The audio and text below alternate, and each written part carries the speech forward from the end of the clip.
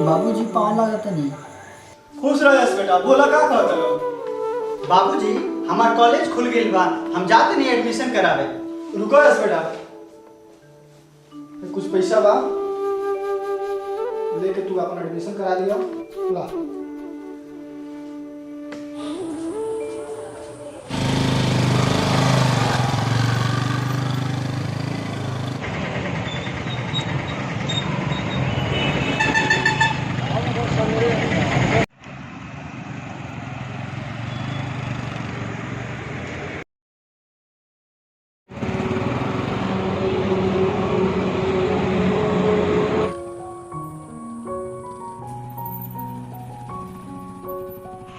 देखा तू 3-4 दिन से हमारे पीछे पड़ल रहलू।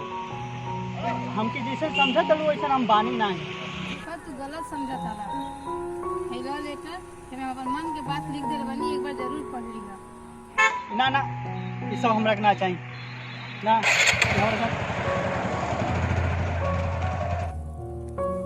अगर हमारे बाबूजी जान जाइए तो हमारा कॉलेज छोड़ा दिए।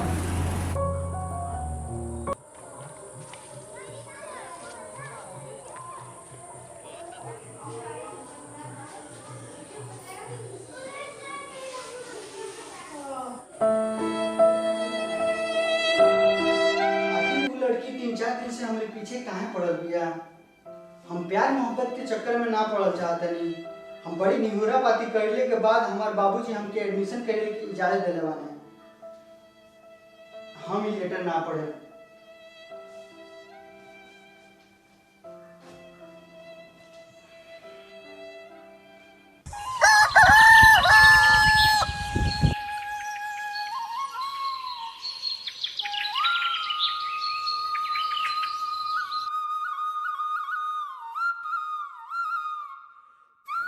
रामू चाय ले आई लाओ दे छोटे मालिक।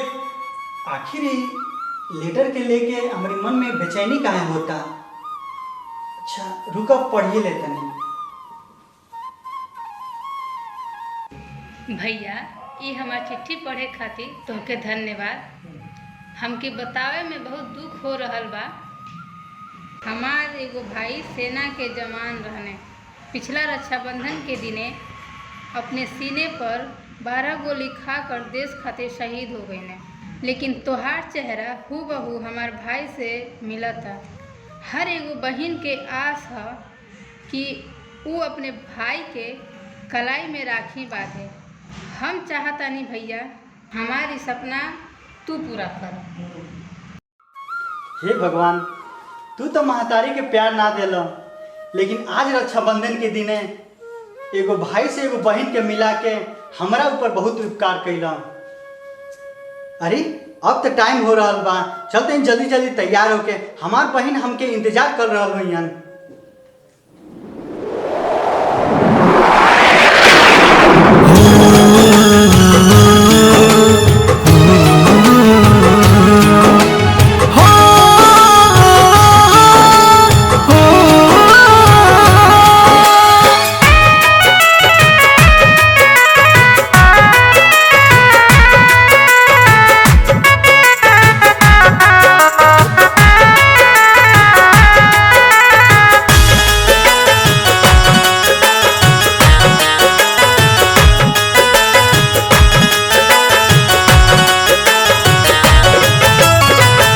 प्यार के रिश्ते हैं अनमोल, प्यार के रिश्ते हैं अनमोल, प्यार के रिश्ते हैं अनमोल, प्यार के रिश्ते हैं अनमोल।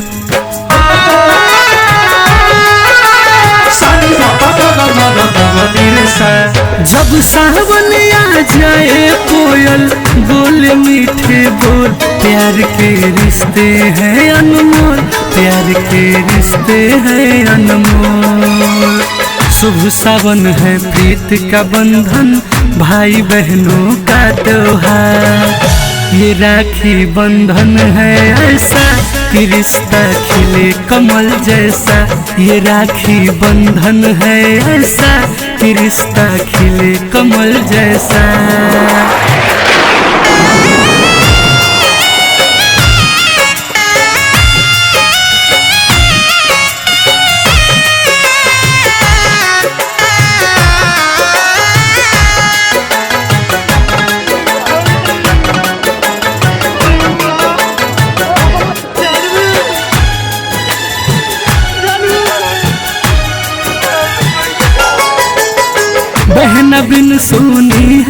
कलाई है उदास भाई, राखी के दिन ही विधाता कैसे सितम है आई।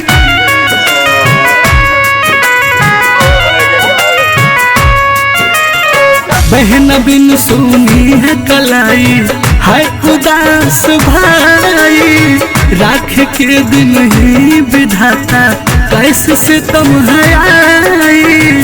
राखी के दिन ही विधाता रो रहा है भाई, भाई बहन के रिश्ते का ना कोई है मोल, प्यार के रिश्ते हैं अनमोल, प्यार के रिश्ते हैं अनमोल, प्यार के रिश्ते हैं अनमोल, प्यार के रिश्ते हैं अनमोल।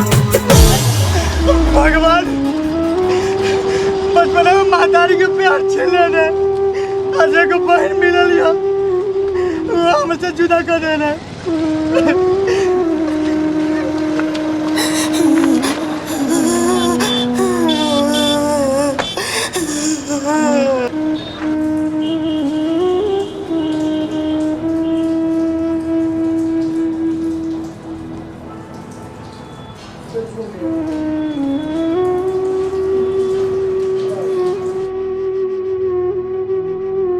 भैया ई तू का करे जा रहा बड़ा? आज रक्षाबंधन हो। आज के दिन कोनो भी बहन अपने भाई के कलाई सुना ना देख सकेले। भैया आप आगे करा।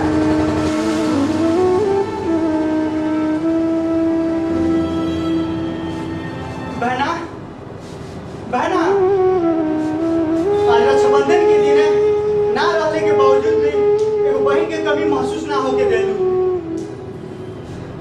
आपके ही छोटा भाई रक्षाबंधन के शुभ अवसर पर एगो प्यारा सा छोटा सा गीत लेके आ रहा बा। हमके आशा ना विश्वास बा कि एके आप लोग ढेर सारा प्यार आशीर्वाद दुलार दे।